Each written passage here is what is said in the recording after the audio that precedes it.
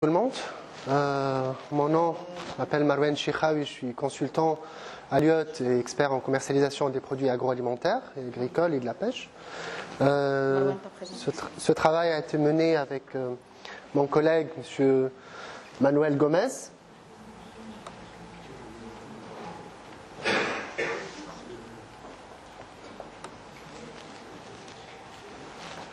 Aujourd'hui, c'est l'atelier de restitution et c'est l'occasion de remercier tout le monde qu'on a rencontré sur terrain avec mon collègue, surtout les administrations et les professionnels qu'on a pu voir au niveau des différentes wilayas.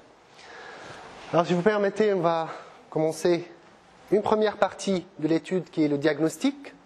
On fera une petite pause et après, on va attaquer le plan d'action.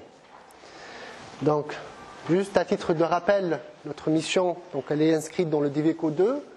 Là, elle poursuit quelques objectifs et quelques résultats attendus qui sont une analyse plus détaillée des canaux de distribution et formuler des actions d'appui pour améliorer les capacités de distribution et de commercialisation.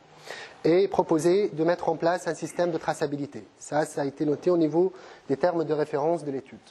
Alors, comment s'est déroulée la mission? C'était en 3 phases, comme l'a dit Mme Monia. Une phase A, qu'on nomme diagnostic et approche de solutions. Là, on commence à réfléchir quelles sont les solutions à mettre en œuvre. Ça, c'était une période du 22 octobre au 22 novembre 2017.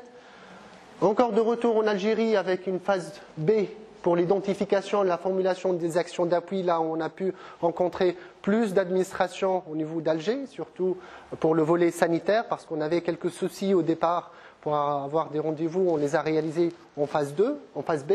Ça, c'était du 11 au 21 décembre 2017. Et actuellement, c'est la phase finale qu'on appelle la phase de validation et de proposition des actions qui ont été retenues même au niveau du focus group. Et ça, c'est du 6 au 15 mars, qui est aujourd'hui l'atelier de restitution. Alors, comment s'est déroulé le travail? En fait, c'est une approche chaîne de valeur. C'est-à-dire, on a été outillé par de la bibliographie, de consulter le maximum de bibliographie et d'avoir des entrevues avec les différents maillons de la chaîne, que ce soit des administrations et des professionnels du secteur, que ce soit des mandataires, des détaillants et des grossistes. Mais aussi d'ajouter un focus group afin d'avoir un débat entre administration et professionnels. Ça, on l'a fait le dimanche dernier pour ceux qui ont été avec nous. Pour les visites, dans chaque visite, on a eu l'occasion de voir les professionnels, que ce soit des chambres de pêche, des grossistes, des mandataires, des détaillants, l'association des grossistes de Sétif, ça en reviendra après, mais aussi les administrations, que ce soit au niveau central, mais aussi régional, avec la DGPA, la DPRH, au niveau des wilayas, les ministères du commerce, qui nous ont beaucoup aidés, sincèrement. La DSV aussi, elle était avec nous, et le bureau d'hygiène communal. Alors, ça, c'est l'image de l'atelier de focus group qu'on a tenu le 11 mars, qui avait pour objectif d'avoir une présentation de l'étude, c'est bref, et d'avoir un brainstorming, des échanges d'idées sur les résultats et les actions proposées dans le cadre de la mission. Alors, le travail, comment se déroule? Après le diagnostic, on fait nos discussions, administration et professionnels. Une fois que c'est discuté, que c'est approuvé, on peut aller vers un atelier de restitution pour finalement vous présenter un rapport final. Mais aujourd'hui aussi, au niveau de l'atelier de restitution, ça ne veut pas dire que les actions ont été validées ou approuvées en quelque sorte, que le débat peut finir. Au contraire, l'atelier de restitution, c'est une deuxième occasion pour présenter d'autres idées, discuter les actions qu'on va proposer. Alors, concrètement, le diagnostic. Là, c'est la partie bibliographique. On a parcouru plusieurs documents, et ça, c'est les principaux points clés qu'on a retenus avant de démarrer les entrevues. Avant d'aller vers les régions, on a retenu qu'il y a un problème d'approvisionnement du marché, un faible approvisionnement en quantité. Là, au niveau de la bibliographie, tout le monde est unanime, il y a une très grande demande, mais il n'y a pas assez de quantité. Une faible contribution de l'aquaculture aussi, il y a beaucoup de travail qui reste à faire au niveau de l'aquaculture. Une importation de plus en plus importante quand on étudie un peu les statistiques de la pêche, parce qu'aujourd'hui, l'Algérie, contrairement à ses voisins, Maroc et Algérie, il est en train de se transformer en un pays importateur. Alors que Tunisiens et Marocains, ils sont plutôt à l'envers, ce sont des pays exportateurs des produits de la pêche. Ça, vous allez le voir un peu plus dans le benchmark. Au niveau de consommation, il reste faible, tout de même, et des prix de vente assez élevés. Et une baisse de l'offre par rapport à une demande de plus en plus importante. Alors, pour les opérateurs du secteur, des activités de mandataires grossistes réglementés via un cahier de charge, mais aussi toute la bibliographie mentionne un circuit informel qui est assez important, même voire très important. Alors, pour faire une cartographie, on a utilisé la bibliographie, mais aussi des discussions avec les professionnels pour comprendre un peu les flux. Là, à partir de la production nationale, c'est alimenté par aquaculture, pêche et importation. Nous, dans notre cas, on s'est concentré sur ce cadran rouge. Parce que tous les maillons qui sont à l'extérieur font le sujet d'autres missions de Diveco 2, mais pas l'actuelle mission. Donc nous, on s'est concentré sur cette partie-là, de voir les mandataires. Là, on a écrit grossistes et autres mandataires. C'était une remarque qui a été faite lors du focus group, de dire qu'il y a aussi d'autres mandataires au niveau des marchés de gros. Ce ne sont pas des grossistes, mais au sens du terme mandataire, c'est-à-dire vente pour autrui, et non pas un achat et une opération de vente. Là, un passage par les détaillants pour alimenter éventuellement les collectivités publiques, les restaurants et ménages et tous les maillons qui sont autour. Alors, le point le plus important dans une cartographie, c'est les institutions qui sont autour de la chaîne. Là, ce qu'on a fait et ce qu'on ne retrouve pas dans la bibliographie, c'est les institutions de contrôle sanitaire et de gestion. Là, ce qui est en violet, juste à gauche, c'est les gestionnaires, c'est-à-dire au niveau de la halle à marée. Aujourd'hui, les gestionnaires, c'est EGPP, APC, et il y a un concessionnaire privé. Pour le contrôle sanitaire, c'est la DSV. Un peu plus, sur le marché de gros, on retrouve des mandataires et des associations, comme le cas de CITIF. Mais aussi un contrôle de la part du bureau d'hygiène communale et des brigades mixtes. Encore en bas, un peu plus proche du consommateur peut-être, vers les marchés détaillants, ce qu'on appelle les marchés municipaux, c'est la commune qui est chargée de gérer.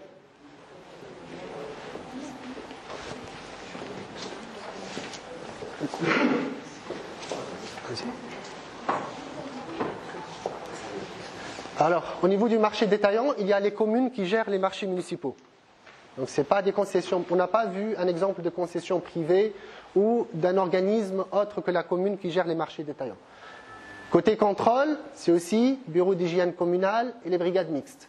Après, on retrouve les poissonneries privées et les consommations, que ce soit des restaurants qui sont contrôlés par la BHC et des brigades mixtes, des collectivités publiques aussi qui sont soumis au contrôle de la BHC et des brigades mixtes, et les ménages, c'est tout le monde, c'est monsieur tout le monde, c'est les consommateurs finaux. Alors, pour les prendre maillon par maillon, comme la cartographie, première chose, c'était utile d'aller voir les halles à marée.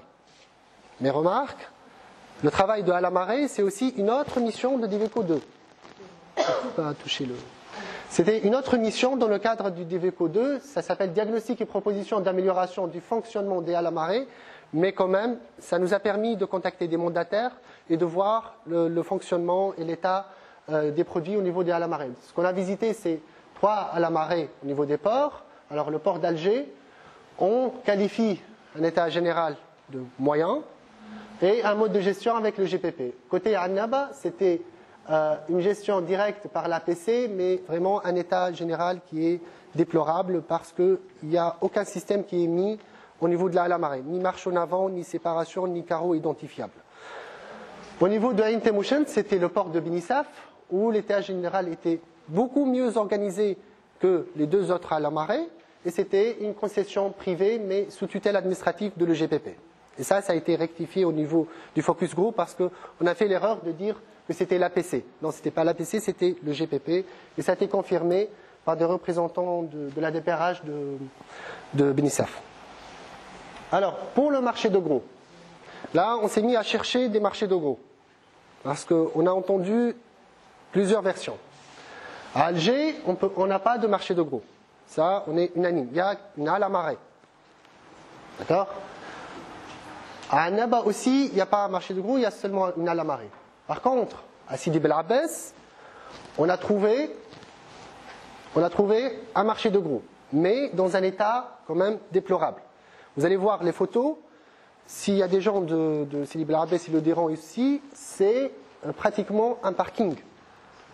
Vous allez voir les photos, c'est réellement un parking. Donc c'est un espace clôturé et une vente directement à terre. Donc il n'y a pas une structure qui offre les conditions minimum d'hygiène pour la vente. On est aussi parti à un marché de Saïd où les conditions étaient mieux que Sidi Bel Abbès. Pourquoi? Parce qu'au moins il y avait un lieu, disons, clôturé avec un toit, des unités, bon, c'était fermé lors de la visite, mais quand même identifiable. Rien du tout. Ouargla, si, alors à Sétif.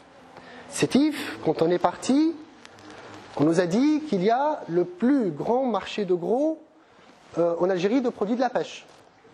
Ok, on est parti.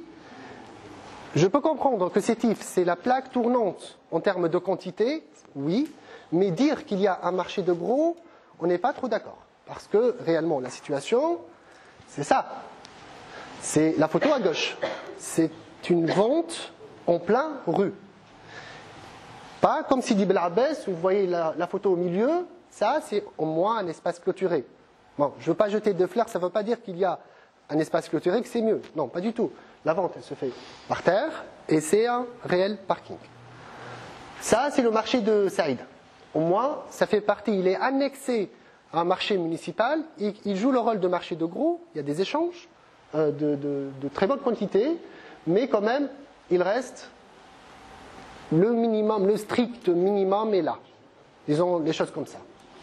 Alors, je reviens à l'exemple de Sétif, et c'était un exemple très frappant, parce que quand on dit que le plus grand marché de gros en Algérie des produits de la pêche, et qu'on découvre une route, une vente à l'extérieur, et c'était la remarque aussi des professionnels. On était sincèrement très très bien accueillis au niveau de tous les wilayas, et tout le monde nous a présenté ses commentaires, et nous a enrichis au niveau du diagnostic, et il nous a demandé de montrer ça, pour voir un peu la réalité. Alors, au niveau de l'analyse SWOT, je vais juste montrer les forces et faiblesses, pour faire un peu plus court. D'accord? Alors, les forces des marchés de gros, des PPA, des produits de la pêche et de l'aquaculture, reçoivent quand même une excellente qualité initiale. C'est-à-dire la réception des produits, quand même, les produits sont d'excellente qualité, avec de grandes diversités des espèces par rapport à ce qu'offre la production algérienne. On ne va pas se comparer à d'autres pays qui sont beaucoup plus consommateurs, voire d'autres espèces. Mais par rapport à ce qui existe sur le marché algérien, il y a une représentativité de toutes les espèces qui sont pêchées.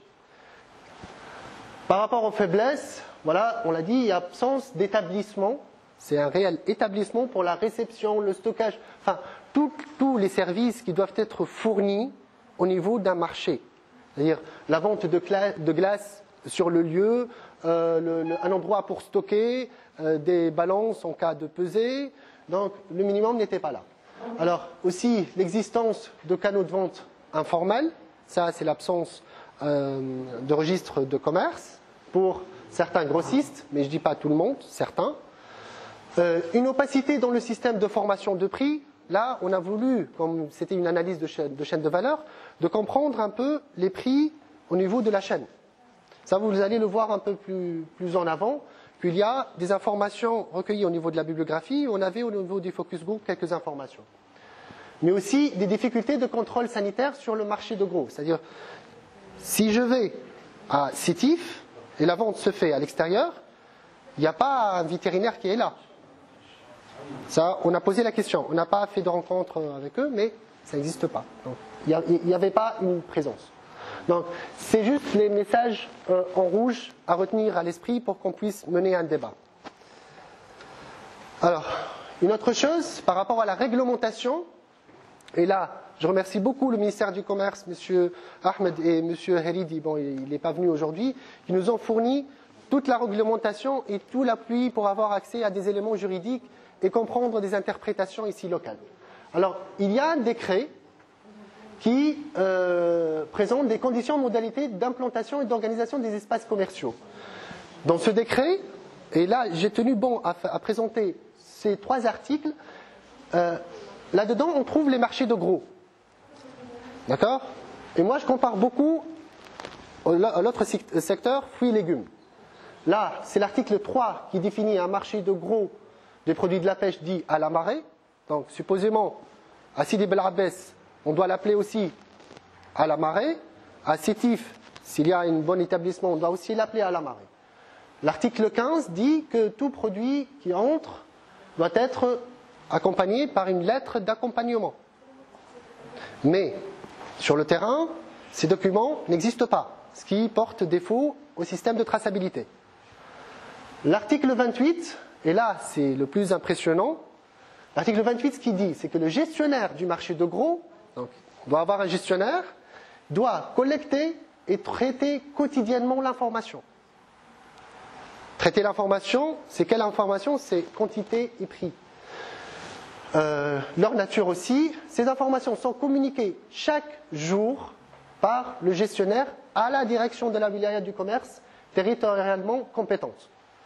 Alors, je n'ai pas présenté tout l'article parce que si on s'étale un petit peu, on retrouve une obligation par rapport aux fruits et légumes d'avoir un relevé de prix chaque heure. Enfin, 1 heure, après 2 heures, après 1 heure. Par rapport aux produits de la pêche, il n'y a pas cette mention-là. Mais, au niveau des à la marée, on n'a pas à remarquer, là, je change le terme, c'est plus marché de gros. Selon la réglementation, c'est à la marée. Que ce soit au niveau des ports ou dans les régions intérieures, on n'a pas vu un mercurial, c'est-à-dire un affichage de prix ou une communication de prix. D'accord. Voilà, alors qu'il y a une obligation derrière. Aujourd'hui, on ouvre Internet pour voir un peu le ministère du Commerce, surtout au niveau de la direction de commerce, au niveau de la wilaya d'Alger. Il y a des mercurials sur tous les produits, mais vraiment tout. Du bois, de la peinture, journalier je dis, fruits, légumes, pommes de terre, tout ce que vous voulez.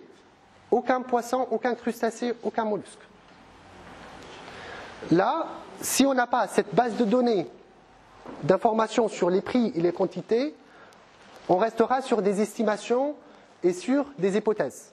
Parce qu'on ne retrouve pas réellement une assise de réflexion quantitative. On ne fait que du qualitatif là.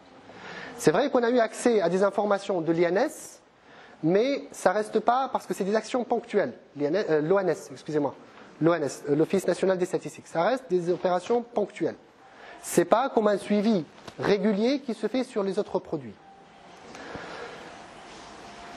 Là, je passe sur le maillon suivant qui est les marchés municipaux. Alors, pour évaluer les marchés municipaux, on s'est proposé de mettre une matrice où on mettait quelques variables qui sont en haut.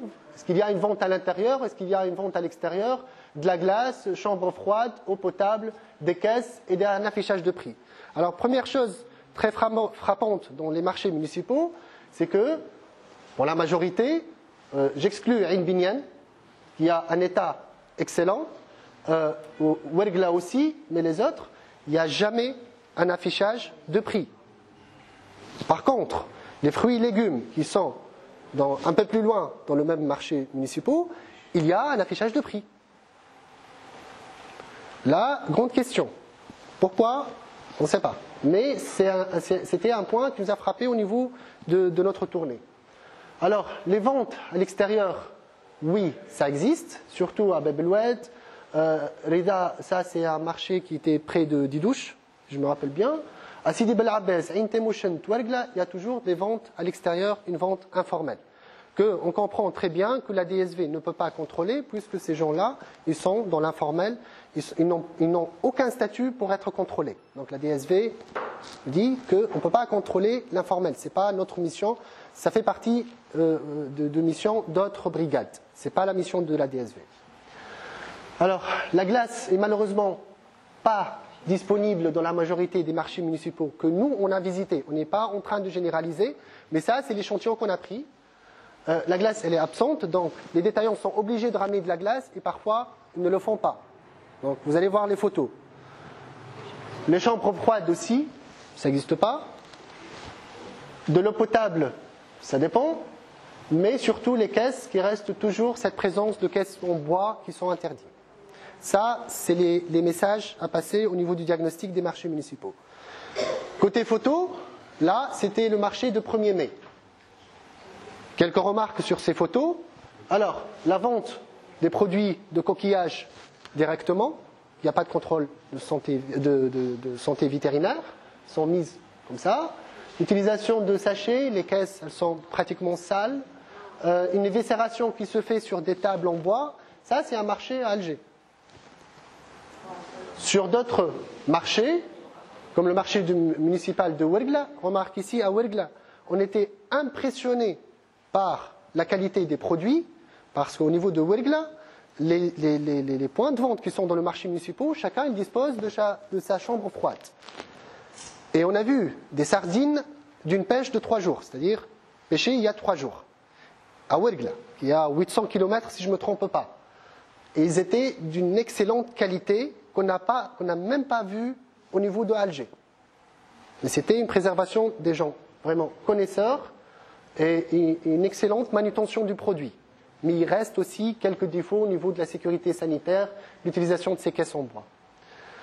Là, c'est le marché municipal de Ain Temouchent. Alors, à Ain Temouchent, le marché municipal, il y a la structure, il y a les étals en faïence, mais il n'y a personne.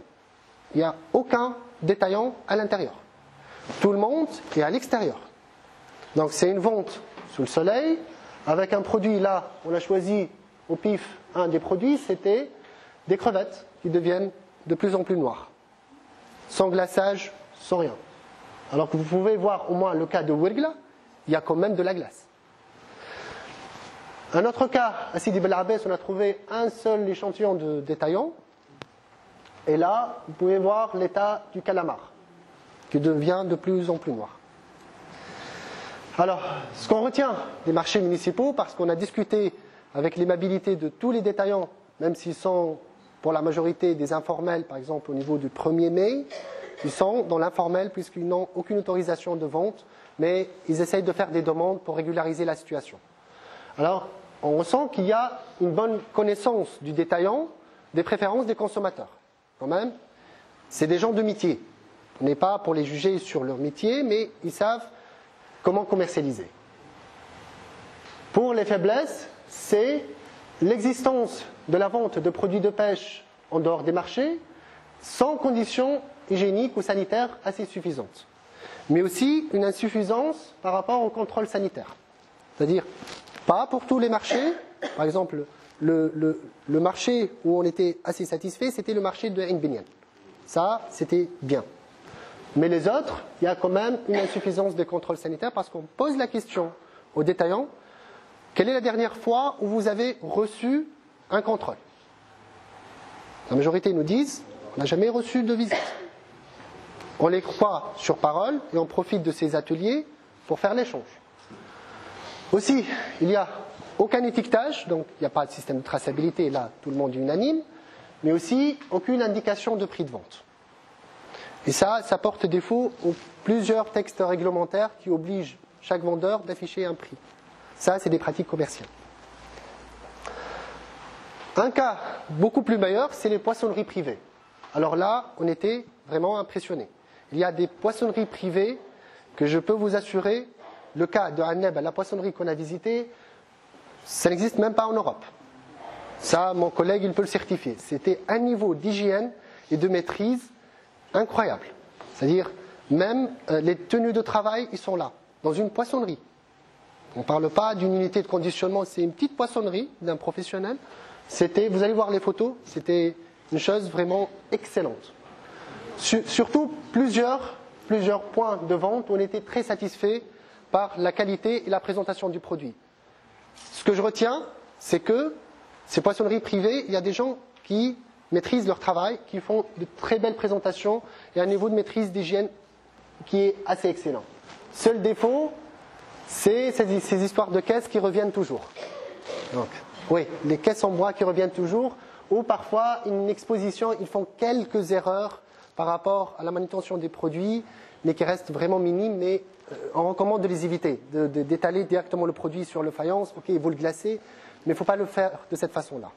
Alors, juste pour vous montrer quelques exemples, alors, vous voyez les exemples, il y a dans quelques cas un affichage de prix, des produits de grande diversité, toujours par rapport à la production nationale, et une bonne qualité de présentation de produits. Pour les forces et faiblesses, ce qu'on ressent, c'est une excellente qualité des produits mis sur le marché. mais aussi d'excellentes conditions hygiéniques. Ça, c'est pour les poissonneries privées qui sont hors marchés municipaux. Les faiblesses, bon, ce qu'on a noté, c'est qu'il n'y a pas une organisation professionnelle. Ils ne sont pas affiliés à des associations ou des organismes.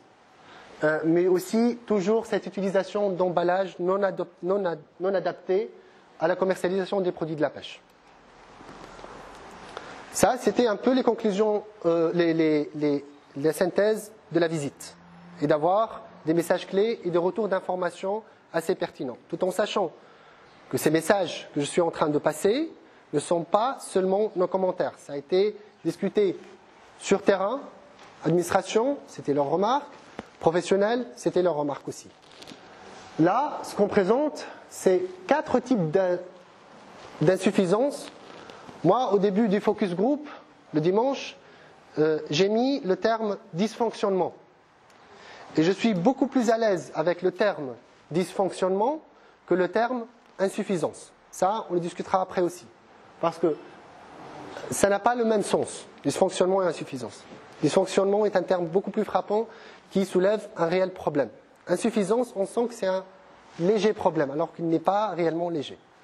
Alors, les 4 insuffisances, on va retenir le mot jusqu'à ce qu'on fait le débat, du système sanitaire et de la qualité des produits, des insuffisances relatives aux pratiques commerciales, des insuffisances du modèle économique et une insuffisance réglementaire et structurelle. Alors, je vais les détailler partie par partie pour ces 4 insuffisances. Alors, par rapport au système sanitaire, c'était une très faible application des règles d'hygiène par les détaillants au niveau des marchés municipaux.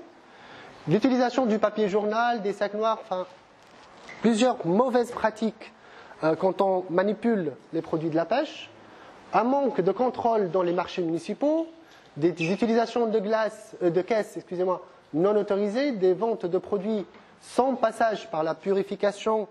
Et là, j'ai eu un contact avec un expert qui travaille pour Diveco 2, qui travaille aussi sur ce sujet. Moi, je préfère, quand on n'a pas un système de veille sanitaire sur les coquillages, de moins avoir des centres de purification. Mais les centres de purification, à eux seuls, ne suffisent pas. Il faut avoir tout le système de veille sanitaire pour les coquillages parce que c'est les produits les plus dangereux des produits de la pêche. Absence de guide de bonnes pratiques d'hygiène, et ça c'est très important pour les professionnels d'avoir ce document et d'être formés sur ce document pour savoir quelles sont les obligations par rapport à leur métier au niveau du maintien de l'hygiène. Une absence d'un système de traçabilité, mais aussi il n'y a pas de formation sur ces guides, mais aussi sur la manutention des produits. Il y a aujourd'hui des formations sur comment pêcher, comment faire le ramondage, comment faire la prospection, mais aussi il faut ajouter, quand on est professionnel, pas étudiant marin-pêcheur, quand on est professionnel, de faire des cycles de formation sur la manutention du produit. Ça se fait partout dans le monde, on le verra au niveau du benchmark. Deuxième point, le modèle économique. Alors là, il y a de toutes les couleurs. Parce qu'au niveau de la bibliographie, ce que je retrouve, moi et mon collègue, c'est des marges bénéficiaires supérieures à 50% entre la première vente et ce que nous, consommateurs, monsieur tout le monde, retrouvons pour acheter. Lors du focus group, il y avait mention que c'était entre 30 et 40%. Mais comme je vous ai expliqué, tant qu'il n'y a pas un système de mercurial et de suivi, on ne pourra jamais trancher, on restera sur ces estimations-là. Remarque, par rapport à la réglementation, il n'y a aucune maximisation des marges bénéficiaires. Dans la réglementation, et M. Ahmed, permettez-moi, si je me trompe, ce genre de notion n'existe pas pour les produits de la pêche. Par contre, dans un pays voisin comme la Tunisie, il y a 2 marges bénéficiaires qui sont admises par rapport à la première vente jusqu'à la consommation.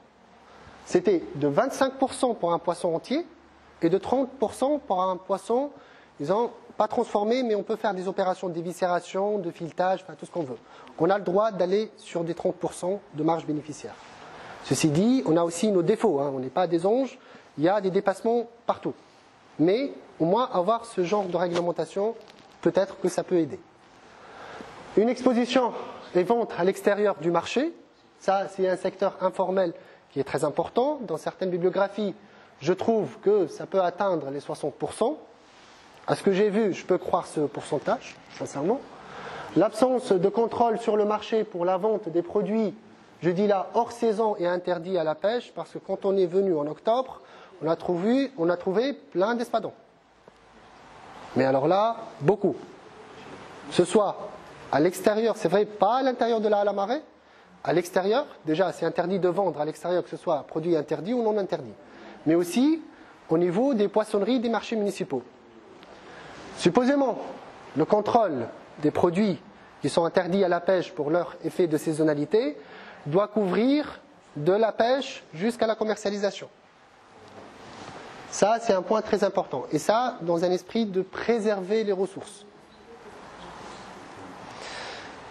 Alors, par rapport aux pratiques commerciales, comme on l'a dit, il n'y a pas un affichage de prix, l'absence d'autorisation de vente, un système de taxation fixe au niveau de la halle à marée, dire que le mandataire paye 50 dinars sur le bleu et 100 dinars sur le blanc. Après, dans la deuxième partie de la présentation, quand on ira sur le benchmark, on va vous montrer d'autres exemples qui sont sur des pourcentages et des alimentations de fonds ou de caisses. Et non-application des règles de facturation. Ça, c'est le DTLF, c'est le document tenant lieu de facture qui n'est pas appliqué. Pour la majorité, ça reste sur des bancs. C'est ce qu'on a remarqué. Dernier point, l'insuffisance réglementaire et structurelle. Ce qu'on a ressenti, c'est la faible mention de l'activité de vente, en gros, des produits de la pêche par rapport aux exigences mentionnées pour les fruits et légumes. Aujourd'hui, ce qui est exigé par rapport aux fruits et légumes n'est pas exigé par rapport aux produits de la pêche, alors que, de point de vue sanitaire, je crois que les produits de la pêche sont les plus dangereux. Si je ne me trompe pas, c'est des produits d'origine animale où il y a tout un système à mettre en place.